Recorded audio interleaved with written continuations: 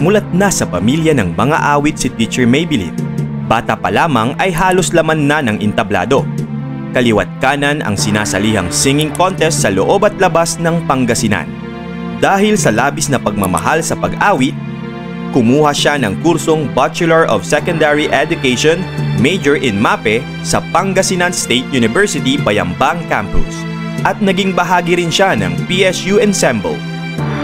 Sa kasalukuyan, ipinamamalas niya ang kanyang angking galing, husay at talino sa Agdao Integrated School bilang isang guro. Narito na ang singing maestra rakitera ng Agdao Integrated School, Ma'am Maybelline S. Reyes.